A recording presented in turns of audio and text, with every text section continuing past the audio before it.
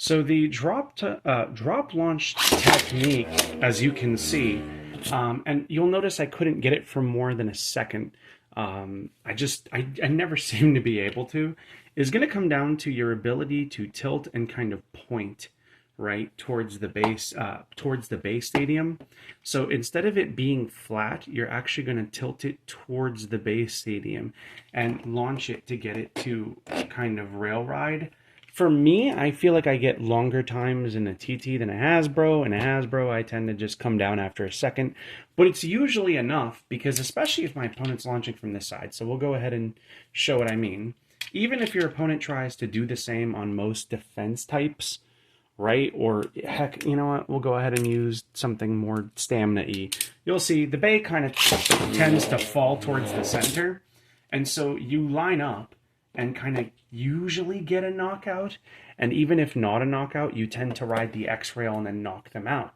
I do think that this technique is really useful, but truth be told, I think the Lotus for me is a little more useful because if you're trying to do a drop launch or you're trying to, by the way, I'm much better. I don't feel as sick as I was the other day. I appreciate y'all worrying about me, but I promise I'm fine.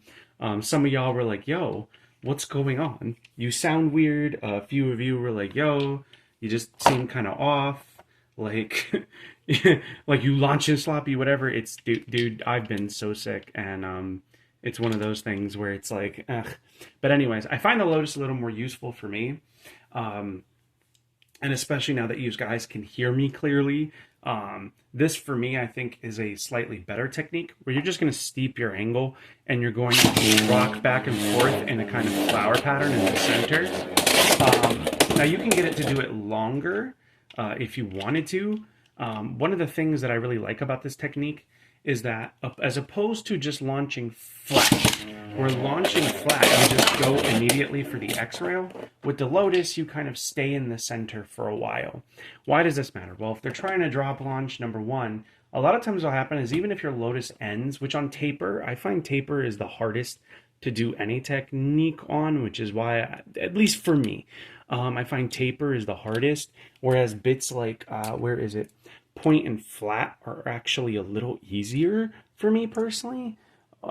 Maybe that's me, like point flat, low flat, and like low rush. I've been playing with rush, and in my opinion, also, where's level? Anyways, and like level.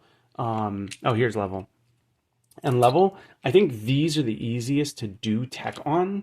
At least in my opinion, I find taper a little harder. I don't know why. Maybe that's just a me thing. I will say that again, being able to control the center, even with taper, kind of gives you the ability, although the flatter the bit, the longer that your time will be here in the Lotus, by the way. The longer your time will be here in the center with the Lotus. So you can get some more time, like level does really well, flat, low, flat. Rush and low rush are good, but I wouldn't say necessarily that they're the penultimate. Like, because even though they're really good for this technique, honestly, a lot of times I think they're better for drop launching, but you still can execute the technique even on a bit that's a little bit harder for you. I promise, you just have to practice. And I've had some people say that flats are harder, whereas like taper and point are the only two that they can do it on. I don't know. I've not had any problems with the other ones. But yeah, it's just one of those things where I find it more useful to kind of control the center, because when they do drop launch, right, and they kind of ride here on the X rail and you know, they're riding the X rail and then they come here, I'm usually flower patterning. A lot of times I will either, you know, disrupt their drop launch where they're trying to knock me into a pocket, or I'll be mobile enough that when it hits, it kind of glazes off, forces me to ride the X rail, and I can get a knockout. That, however, is just me. I think it's up to you. I think you have to practice what you think is most useful. Practice everything that you can, any tutorials that you can learn online. And then once you've practiced them, you know, figure out in play testing against friends which you find the most useful. Overall, at the end of the day, I think it is going to come down to a matter of preference. Your bay choice matters. And your bit choice matters a bit too, because if you're playing, like, I'll give you an example. One of the things about low rush is while it's great to Lotus to like avoid um, losing stamina, you can kind of Lotus on a really hard rip to avoid losing stamina riding the X rail. That's another thing. I do still think that sometimes there is some merit to just, I don't know if I've shown a flat launch, but you could do it with like any bit. Like sometimes there is just merit to, oh hey, even if he's gonna rail stall, like I'm just gonna launch flat and then maybe catch the rail a second or third time. So it's one of the reasons why, and a few of my people in my Discord said, you know, I don't find the Lotus useful. I don't. Guys, if you don't find it useful, and I get that a lot of people have told me that they don't, that doesn't mean it's not a useful tool to have in your arsenal.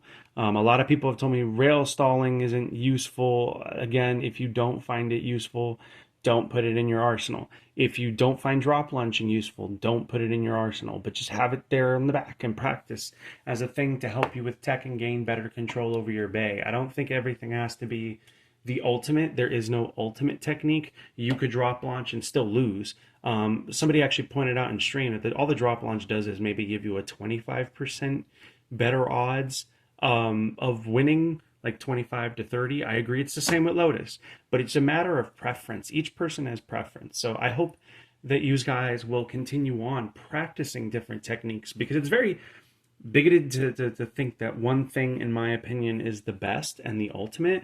And you will see some people are better at other things, you know, better techniques. Mad Maxi, for instance, is the king of drop launching. You know, it's one of those things where like he's amazing.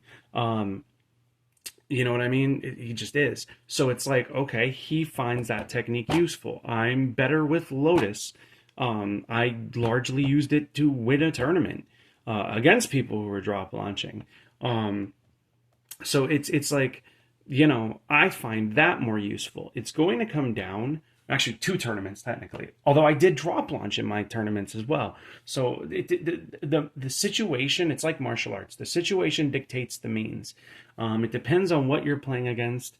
Are you playing against a defensive stamina type? What position are you in? Are you here and they're playing defense and stamina there? Are they playing defense and stamina here?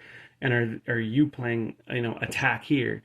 Or are you going to just rail stall over here? Do you want to just Lotus? It kind of does largely the same, except rail stalling, you're going around the rail, which I feel wastes more stamina for me. Some people, and I was doing like time calculations, and I found that not going around the X rail for me and how I launch and rip and using the Lotus saves me stamina and gives me an overall average higher spin time of like, I think it was something like 8 or 9 seconds. So I prefer it. Again, it's totally preference, guys. Figure out which one's the one that you want to use, and then practice everything you can just to have it in your arsenal. But find the one that's most useful for you and use it to your advantage.